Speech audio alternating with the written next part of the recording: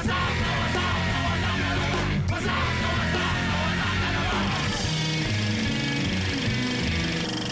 mga bayaw, kasama po natin ngayon ang congressman po ng 1st District ng Cagayan at senatorial candidate po ng United Nationalist Alliance or UNA, mga kapatid, Congressman Jack Enrile. Sir, maraming salamat. Lord, basta. Bayaw na bayaw to. Bayaw. Ang iyong rating sa survey ay naglalaro between 3 to 5. 4 to 6, boss. 4 to 6. 4 to 6. Pababa na pababa. 4 to 6. Pero marami nagsasabi ko na hindi kaya kasi parang baka nalilito yung tao, baka sinisurvey yung tatay mo. Parang Juan Ponce. Siguro pwede natin sabihin yun, Lord, bago mag-filing. Okay. Pero mula noong October 1, alam na siguro ng mga nagbabasa ng dyaryo, nakikinig sa radyo, nanonood ng TV, na hindi yung tatay, kundi yung anak. Oh, yung anak. Oo. Medyo maganda naman yung showing natin. So far, hindi naman tayo bumababa masyado at na-maintain natin yung standing natin sa Senate. Gaano ka ba kahanda? Ikaw ba yung naka-ready ng musical piece o dancing piece? Anong pinractice mong kanta? Wala naman tayong hinahanda. Mas siguro, mas maganda at mas sincero kung doon na lang tayo magpe-perform. Ano? Pero alam mo, Practice ng Gangnam. yan. Sinusubukan natin, kaya lang, dalawang kaliwang paa natin. Tingin ko yun yung magiging uso ngayong eleksyon. Throughout the years, you've been known under many names, no? Jack, Jackie, Juan Ponce Enrile Jr. Itong mga tatlong pangalan ba to eh? Sino ba sila? May pagkakaiba ba perception sa tingin mo ng tao sa bawat isa doon? A name is a name. My birth name is Juan Alfonso Carmelo. JAC. Oo. So, dinagdagan lang ng K, kaya naging Jack. Oo. Yung Jackie, yan yung parang term of endearment ng father ko sa akin. Dahil parang, Lordy, Lordy, or Junie, parang ganun ang bata ka. Buti hindi June ang tawag sa'yo, no? Ang pangit na pangalan ng tao. Tapos asabay itong papelido. Sorry ah. Sanay naman itong pumunta sa iba't ibang lugar na, di ba? Sa... Alam mo sa mga sorte So far, nakaikot na po tayo sa about 73 provinces. 73 provinces. Okay. Wow. Well, that's the old school thinking, no? Kasi maraming yung nagre-rely na parang okay lang sa cyberspace, Cyberspace na sa lang social media. Iba pa rin yung old school siguro. Iba boss yung personal touch eh, di ba? Medyo maiiba ang pananaw ng tao sa'yo pag nakaharap ka na. Tulad sa akin, maraming story tungkol kay Ako, Jack natatakot Enrile. ako sa'yo. Ngayon, eto ba, natatakot ka pa rin sa akin, Lord? Ewan ko, baka yung mga security mo nandun. Pero si Riba lang ang kasama natin. Pakita natin si Riva. Bayaw na bayaw. Halika Halika dito. Riba, yan. Ito ang tunay na bayaw. Yan, Si Riva. ito mo. Hi. Riba. Di ba? Pwede ka bang dito ka lang sa likod? Gentle giant yan. Ayan. Kung akala nyo si Riva ay security detail ni Congressman, nagkakamali kayo dahil siya po ay part ng staff. Okay. Si Riba, isa lang kaligayahan yan. Pakainin natin. Palakpakan. Ayan. May adobo tayo dyan na masarap. Sa sorte ko, kahit saan, papakainin ka eh. Ay, nako. Talagang yan. Talagang mapapagod ka nga, pero busog ka naman. Ayan. Tsaka ang maganda doon, no? Pag nandun ka, malalaman mo yung sitwasyon. Eh. Malalaman mo first-hand situation. Lalo na pag pumasok ka doon sa mga barangay na hindi pinupunta ng mga ibang kandidato, alam ko na kung ano yung Kaya pala problema lagi dito. kayong wala sa Congress daw. Yung pala, Umiikot Easy, tayo. easy. Ikot-ikot pala siya. Hindi, Oo. pag-usapan natin. Mabuti na take up mo yan. Mabuti na take up mo yan. Unang-una, itong 15 Congress, hindi ako humingi ng komite. Kami naman sa Kongreso na walang komite, naisip naman po namin kung paano namin gagampanan ng aming tungkulin bilang isang mambabatas. Mahirap naman nakaupo ka lang doon sa Kongreso at wala kang ginagawa, nakikipagkwentuhan ka lang. O kaya kumakain ka sa loob ng lounge, di ba? Mas maganda siguro kung umikot na lang ako. Total, meron akong isang panukala tungkol sa agriculture. Yan. Yung ating food sovereignty bill na hinain natin sa Kongreso. Bagamat sabihin natin na absent tayo, pero karamihan doon on business. At yung mga pinagpapaalam natin ng mga dates na wala tayo doon sa Kongreso, na on business talaga, official business tayo, nagko-conduct naman tayo ng sectoral consultations all over the country. On one bill alone, I was able to conduct over 90 sectoral consultations nationwide. Iba-ibang to, mga grupo ng mga Farmers, fisher folk, basically agricultural sector. Sila Jules Ledesma kaya tsaka at Bobot Siguko on official basis na yung mga absences nila. Hindi ko po alam. Ang campaign slogan mo raw, Kong, is gusto ko may pagkain ka. Murang pagkain, maraming pagkain. Gusto ko may pagkain. Ito, Saktong-sakto ako dyan, Kong. Ito Sino ba naman ang ayaw kumain? Sino naman ba ang Halata ayaw? naman sa staff nyo, no? Ay ako, Extra rice. Extra rice para natin. Tunay na lalaki nag-exercise. Yun. Exercise naman, pero extra rice pa rin. You've managed to stay out of the media spotlight nung kayo ay congressman, ano? Siguro deliberately, no? Ngayon, medyo nagka-coming out kayo. Well, sorry, medyo ibang connotation. Pero nagiging expose na kayo. Nagsisisi ka ba na, naku, ganito pala rito? Hindi naman. Accepted ko naman na, at nag-enjoy naman ako sa inyo eh. At nag-enjoy ako kay John, nag-enjoy ako dito. Nag-enjoy ka sa kanya? Ano ko, Pero hindi ibig sabihin yung coming out yun. Ano? Ako naman, nag-enjoy. I accept the fact na kailangan ipaalam natin yung kosa natin sa publiko.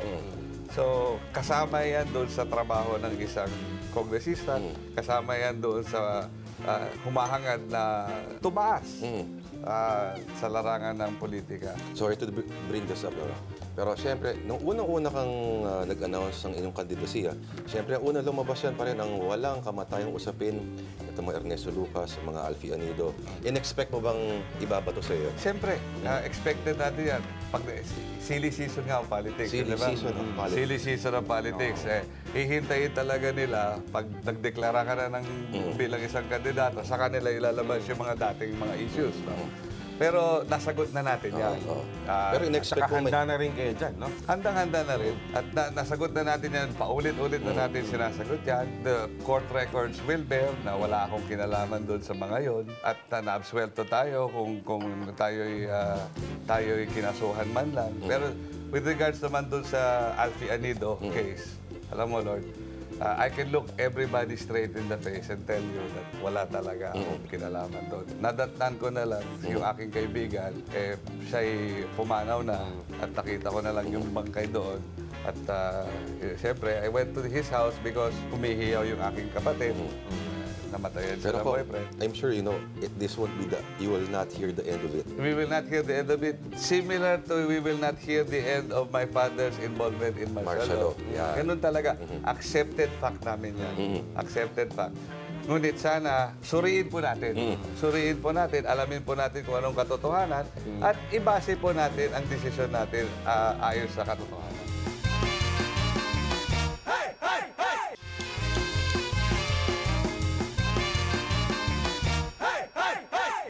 Kamusta ang buhay kongreso mo?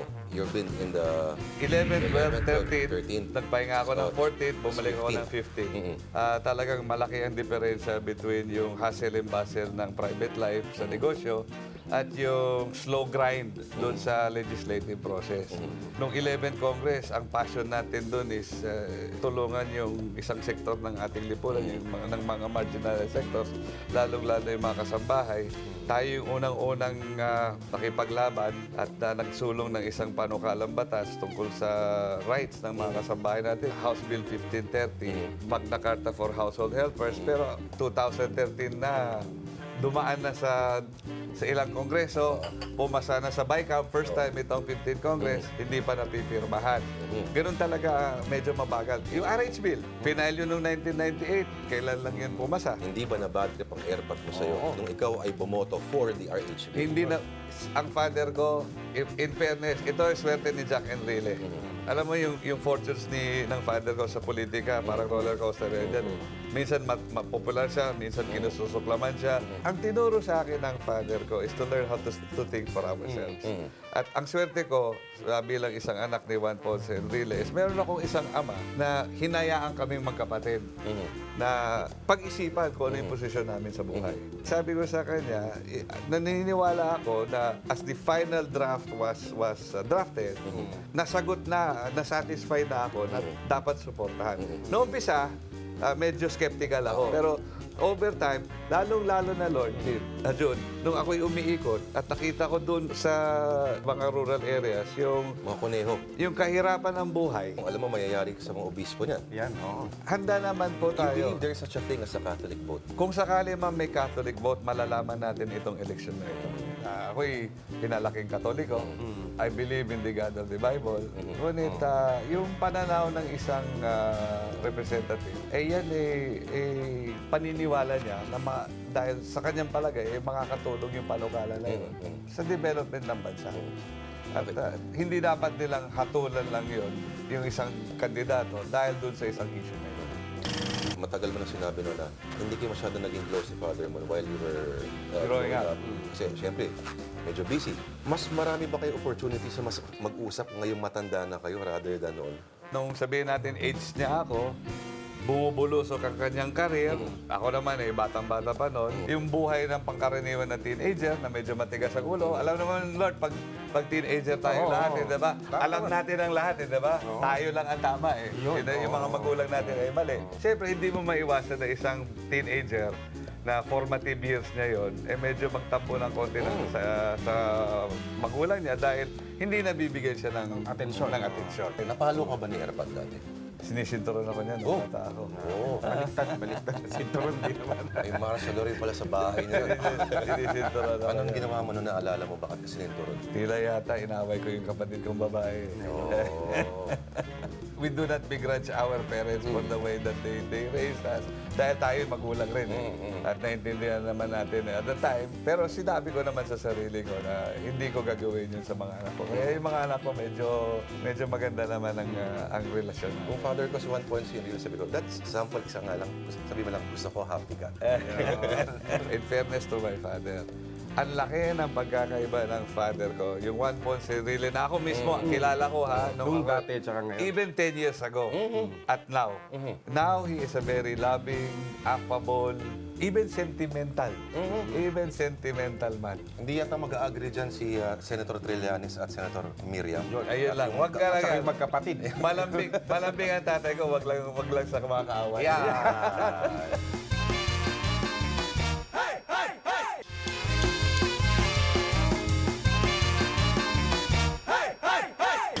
May sulat ka palang binigay sa kanya just before EDSA 86, tama?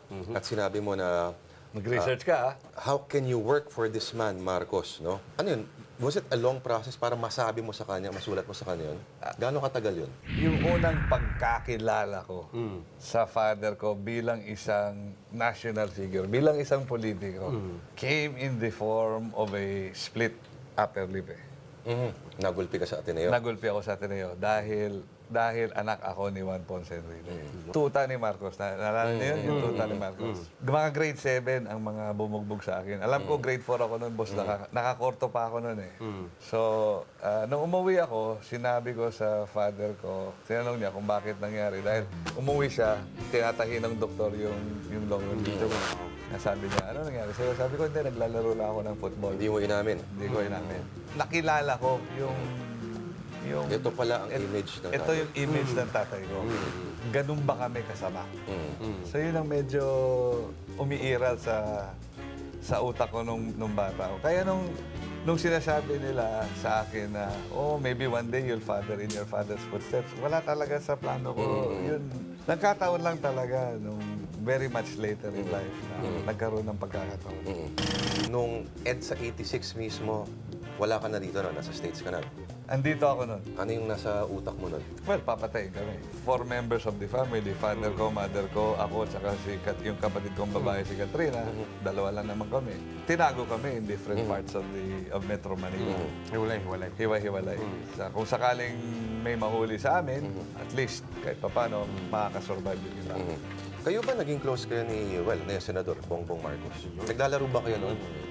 Alam mo, pwede siguro natin bilangin sa dalawang kamay, sa 10 daliri, yung number of times na nagkaharap kami ni Bongbong. Minsan lang ang maalala ko, minsan o 2 beses lang kami siguro nagtagal ng 30-40 minutes na nag-usap sa buong Kaso buhay natin. pinag-usapan niyo, walang kaya kay tatay mo, inaw Hindi, sa tatay ko. O Ateneo Hindi.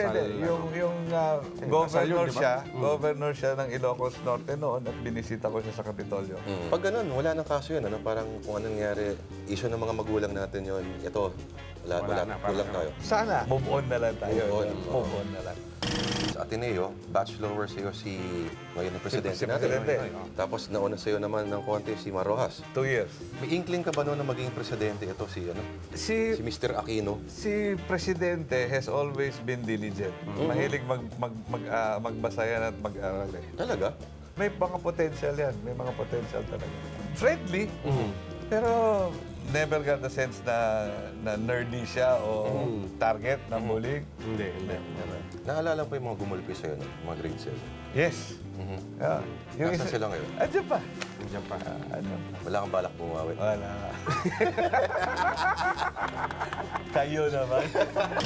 What's the best parenting advice you got from your dad ever? Follow your heart. And he allowed us to. He allowed us to. Nung medyo binibira kami at medyo tinatarget siya at tinatarget yung kanyang pamilya, nagpaalam ako sa kanya at sinabi ko sa kanya, Dad, siguro allow me the chance to seek out my own life outside of this country. Dahil sa palagay ko, with the situation now, kung paano yung sitwasyon ng panahon na yun, hindi ako mabibigyan ng fair break dito. So, hinayaan niya, mabigat sa loob niya. Siguro, as a father, maintindihan rin natin na bagamat napaka-powerful ang position niya, na-realize niya na itong anak ko hindi ko makaya protektahan dito. So, hinayaan niya ako at pinabayaan niya. Sabi niya sa akin, follow your heart. At ginawa ko naman. Nung ako'y nabuhay sa Amerika, binuhay ko yung sarili ko, ginawa ko yung gusto ko kung saan ako masaya. Totoo ba ito? Naging mekaniko ka pa raw sa Harley Davidson? Naging mekaniko, naging gunsmith tayo. Gunsmith? Mahilig ako sa buting-ting eh. Anything mechanical, anything that's a little bit on the technical side, mahilig tayo. Kuripat ba si... Yan. Siya naman mag-aamin. Aaminin naman yan na Makormit? Ika nga, makormit. makormit na hindi siya masyadong mapagbigay. Oo. Lalong-lalo na doon sa 4 na senador. Medyo ba? Nagbago na nga eh. Nagbago na ngayon eh. Sabi nga ni Kong eh, di ba? Okay, nung sinabi, Tanungin nyo na lang siya. nung sinabi mo sa kanya na, Dad, gusto kong maging senador, ano sinabi niya sa'yo? Nababalo ka na ba, anak? Hindi naman. Gusto ko, happy ka. Ang sabi, unang-una, hindi ko sinabi sa kanya. In fact, yung idea para tumakbo for the Senate came much later. And Plano nyo rin umabot hanggang 88 sa politika. sana hindi. Sana hindi. At ito, kung manalo ako o hindi, itong 2013, once lang ko lang gagawin ito. After that, kung hindi tayo magwagi, tayo magre-retiro na. Baka naman yung sinabi mo nung una kang naging kongresista. Hindi. Actually, nung ako'y tumakbong kongresista noong 1998, upon the insistence of the mayors of the first district, sinabi ko sa lahat, I'd give them 1 term.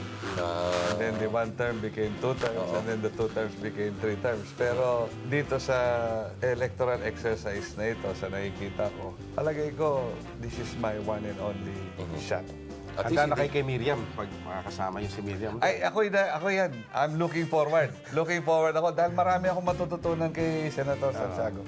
mga mura, ganyan. Ganun. Hindi naman. Marami siyang marami siyang mga ideas na magagaling at very intelligent naman siya na pwede naman natin na puntahan para humingi ng advice. Paano kaya yung experience of being in the same chamber with your dad? First time ever kung mangyari sa amin. First time. First time ever sa amin dalawa Oo. na we will be working in the same place together. Takot na mapagalitan sa Baka sinturunin ka nun. pag Baka nagkamali sinturunin ka. ako. Well, at least, andun si Lito Lapid, di ba? So, mga yan, rest back ako ni Lito. Tsaka si Bong Revilla. Ha? Yan. Yun, may espada pa yun. Kung nagsabi yan, ha? Joke lang, Bong, joke. Meron kayo restaurant, di ba? Yan Yung Petra and Pilar, Oo. restaurant ng pamilya.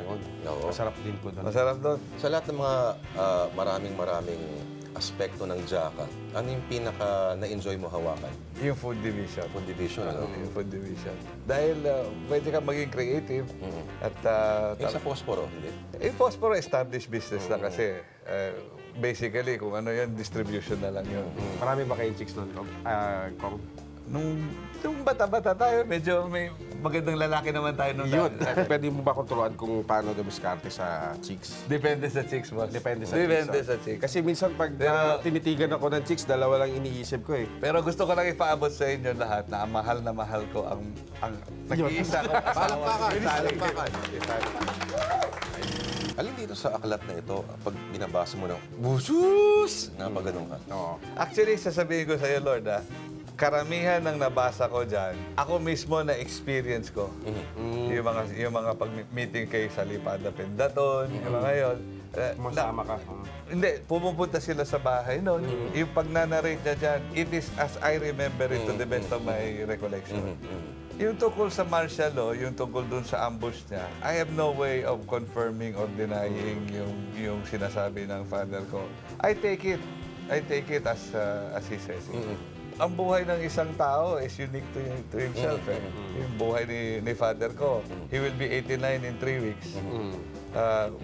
We should be so lucky kung ganun tayo katagal. Anong balak mong iregalo kay Father? Wala na tayong mariregalo sa kanya at medyo lahat ng gusto niya sa buhay, nakamtan na rin niya. Naglalakad yan sa Cagayan, pag umuwi yan sa Cagayan, kilometro. Nahihirapan yung mga kasama niya sumabay sa kanya. Malakas pa rin ang katawan. Iba. Minsan sa genes na, nasa genes Genetics. na May manong pa yan. May, ha? May kuya pa, may kuya ganun? pa. May kuya pa Tito yan. nyo. 94 years old. Lahat ng mga magkakapatid ngayon nasa line of 8. Wow.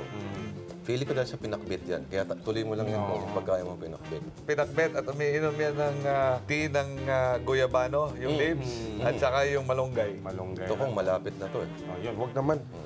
Bata pa yung anak ko. Ito yung may chan mo, Tol. Jogging nga lang yan. ako. Balik, bawiin mo naman. Isang lempo na lang paper mo. Wag. Palit pa yung anak ko. Natatakot pa naman ako sa mga ganyan.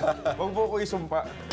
Ano ba yung vision niyo? Umiinom ba kayo ngayon? Nag-yosi? 2 beers. 2 beers at night. Yan ang limit ko, boss. 2 Mas beers. malamig na malamig, no? Kailangan. Sarap. Lalo na pag pagod na pagod ka, boss. Diba? Bago kumain ng dinner. Masarap yan Pagana. sa sorty eh. 2 beers a night. Okay na yun. Huwag lang lalampas doon. Everything in moderation is good. Kung kunyari kami dadalaw kunyari ng Cagayan sa distrito mo, saan mo kami dadalhin doon? Santa Ana. Santa Ana. Anong meron doon, Kong? May mga chicks ba dyan, Kong? Oo. Hindi ko, wala ako nakikita. Wala. At si Kong, ano yung sabi ko? Mahal na mahal nyo. Mahal na mahal ko ang aking nag-iisang asawa. Iyan. Yan, no. May magandang beach doon. Nakapunta na ako doon, puro kubo lang, bahay kubo May lang magandang, nakita ko.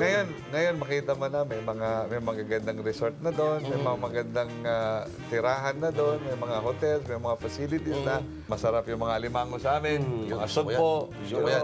yung mga kolesterol. Yan. Parang mapapabilis ang buhay ko sa iyo. Tapos may mga local dishes kami doon, yung mga igado, Yun, gado. dinakdak. Iyan. Yan, no? Yan. So, Maraming salamat, Lord, Congressman maraming Jack. salamat. Thank you po. Yan, ha? Thank you. Thank you, Thank you. Galing, no?